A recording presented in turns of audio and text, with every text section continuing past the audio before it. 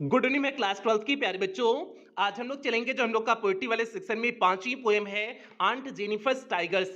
आज हम लोग इस पोएम की सेंट्रल आइडिया को देखेंगे और इस सेशन का हम लोग का इंग्लिश में टारगेट है 100 आउट ऑफ 100 मार्क्स लाना। इसलिए आपकी जिम्मेदारी और भी बढ़ जाती है। जितनी भी इंपॉर्टेंट क्लासेस आपको यूट्यूब पर दी जा रही हैं आप सभी इंपॉर्टेंट क्लासेस को अटेंड करोगे, किसी भी क्लास को आप मिस नहीं करोगे। और अभी तक जितनी भी इंपॉर्टेंट क्लासेस यूट्यूब पर हो चुकी हैं ये दोनों में से आपकी कोई भी क्लास छुट्टी हो तो आप चैनल की प्लेलिस्ट में जाइए। चैनल की प्लेलिस्ट में जाएंगे तो वहां पर आपको English class 12th important classes करके प्लेलिस्ट मिल जाएगी, जिसमें अब तक जितनी भी क्लासेस चली हुई हैं सारी क्लासेस एक शेड्यूल वाइज लगी हुई हैं। तो जहां से भी आपका छूटा हो आप वहां से देख करके पूरा कर सकते हैं। और जो भी बच्चे अभी तक पेड क्लास में एडमिशन नहीं लिए हुए हैं, यदि आप पेड क्लास में एडमिशन लेना चाहते हैं तो यहां पर जो आपको नंबर दिया गया है 7392937172 करके जो आपको नंबर दिया गया है आप इस नंबर पे कॉल करके पेड क्लास में एडमिशन ले सकते हैं। बाकी पे पूरा प्रोसेस की जो है एडमिशन किस तरह से होगा, फीस स्ट्रक्चर क्या है,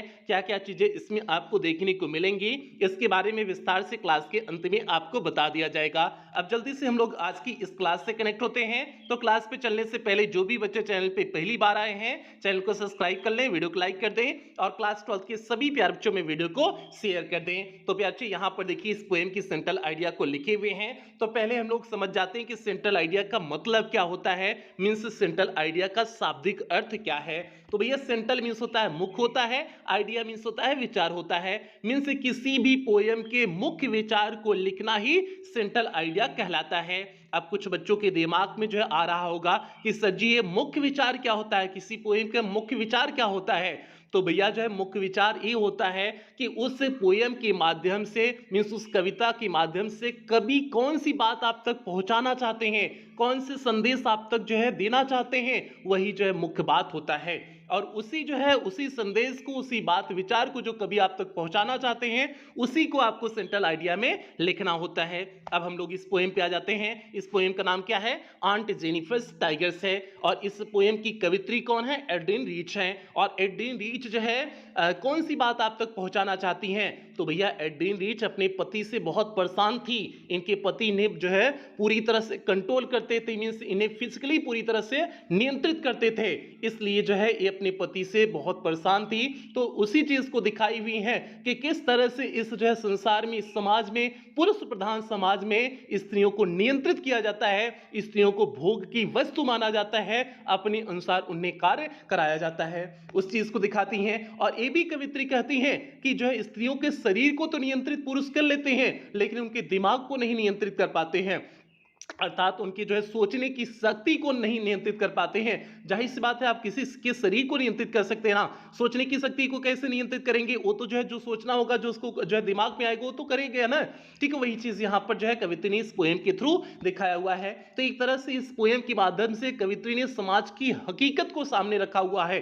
ठीक है, और ये बहुत पहले लिखी हुई थी, 1929 के आसपास जो है 1940-50 के आसपास इस चीज को लिखी हुई थी, लेकिन आज के समाज में भी ये चीज जो है एकदम सही बात है, इस तरह से आज भी हो रहा है। तो भैया 50 60 70 80 साल पहले जो कवित्री ने लिखा हुआ था वो आज भी समाज में हो रहा है। तो समझ सकते हैं कि किस तरह से समाज के दर्शन को जो है इस कविता के माध्यम से कवि ने कराया हुआ है। तो भैया जो है देख लेते हैं, हम इस पोएम की सेंट्रल आइडिया देख लेते हैं जो यहाँ पर लिखे हुए हैं। तो देखिए लिखे हुए हैं, दिस ब्यूटीफुल पोएम, यह सुंदर कविता is composed by Adrienne Rich, means Adrienne Rich के द्वारा लिखी गई है। और भैया हमने आपको बताई हुई है कि किसी भी पोएम की जब आप सेंट्रल आइडिया को लिखेंगे तो पहली लाइन में आपका उस पोएम के पोएट का नाम होगा। तो भैया इस पोएम के पोएट कौन है, एड्रीन रीच है, तो उस चीज को हमने दिखा दी हुए हैं पहली लाइन में। और दूसरी लाइन से आप मुख्य तथ्य को लिखोगे, जो आपका मेन थीम है उस थीम को लिखोगे। अब देखिए दूसरी लाइन से जो है थीम को लिखे हुए हैं, इन दिस पोएम, इस कविता में सी टेल्स, वह बताती हैं, हाउ दी पावर ऑफ पैट्रियार्ची, कैसे पितृसत्तात्मक जो शक्ति है कंट्रोल्स वुमेन्स बॉडी, मींस जो है स्त्रियों के शरीर को नियंत्रित करती है। मींस कैसे पितृसत्तात्मक जो शक्ति है स्त्रियों के शरीर को नियंत्रित करती है,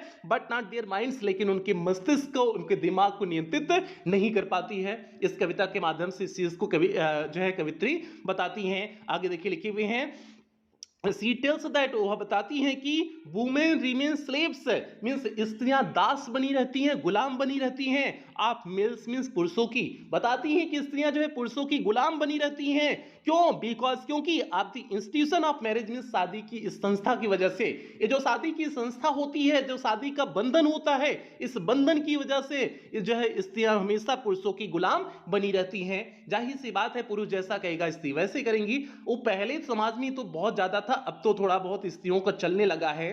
अब तो जो है स्त्रियां पुरुषों पे कहीं कहीं हावी हो जाती हैं, अब भैया अलग बात है। लेकिन पहले वाला जो है, पहले ई जो है बहुत ज्यादा था, उसी चीज को जो है यहां पर दिखाया गया है। आगे देखिए लिखे हुए हैं, दे हैव रिमेन ऑब्जेक्ट्स, वे वस्तु बन जाती हैं in the hands of males means पुरुषों की हाथ की, वे पुरुषों की हाथ की वस्तु बन जाती हैं थ्रू ऑल हर एज मींस पूरी अवस्था के लिए, मींस पूरे जीवन भर के लिए, पूरी अवस्था के लिए वह पुरुषों की हाथ की एक वस्तु बन जाती हैं।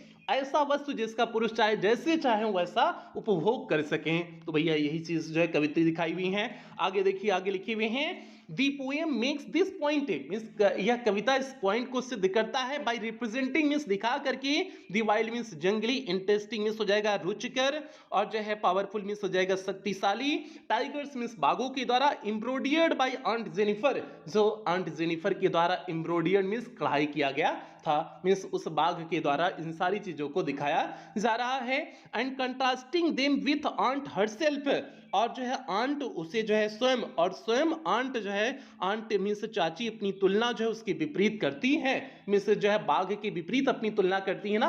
बाघ जो है पूरी तरह से फ्रीडम होता है, पूरी तरह स्वतंत्र होता है, उसे किसी का डर नहीं होता है, तो इसके विपरीत अपनी तुलना करती है ना। कवित्री इसकी विपरीत ही अपनी तुलना की है ना, कि उनका जो है जीवन बाघों की तरह नहीं है, मतलब जो है वो फ्रीडम में है, हम फ्रीडम में नहीं है, तो उसके विपरीत अपनी तुलना करते हैं। तो उसी चीज को हमने अंतिम लाइन में दिखाए हुए हैं। तो भैया ये हो गई इस पोएम की बेहतरीन सी सेंट्रल आइडिया हो गई, एक छोटी सी बेहतरीन सी सेंट्रल आइडिया हो गई।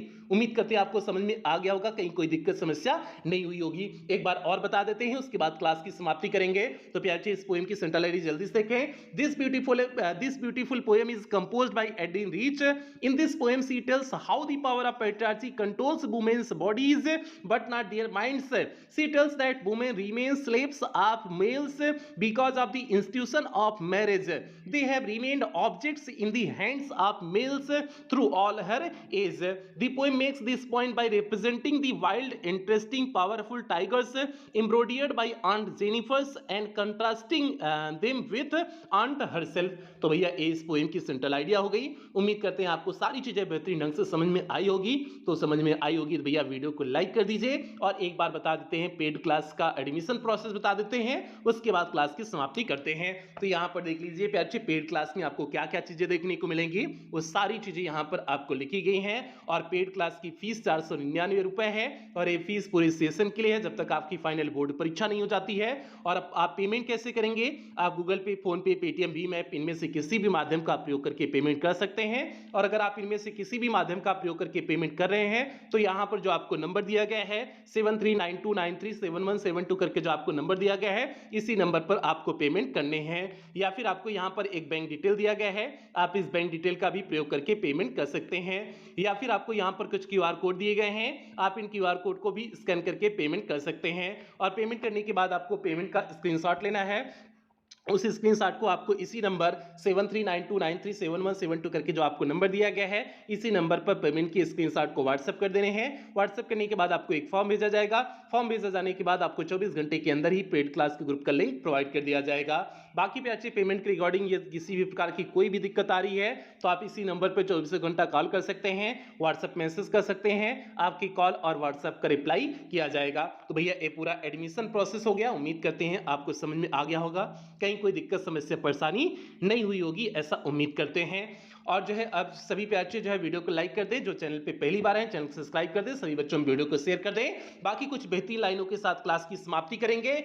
सक्सेस की सबसे खास बात है कि वह मेहनत करने वालों पर फिदा हो जाती है, इसलिए प्यारे आपके मेहनत में कोई कमी नहीं होनी है, और आप जितना मेहनत करोगे उतना शानदार आपका रिजल्ट होगा। और यही सभी पेरेंट्सों से उम्मीद करते हैं। इन्हीं उम्मीदों के साथ सेशन की समाप्ति करते हैं। मिलते हैं अगली किसी अन्य इंपॉर्टेंट क्लास के साथ मिलते हैं। तब तक आप लोग अपना ध्यान रखें, अपने परिवार का ध्यान रखें। लव यू ऑल प्यारे बच्चों।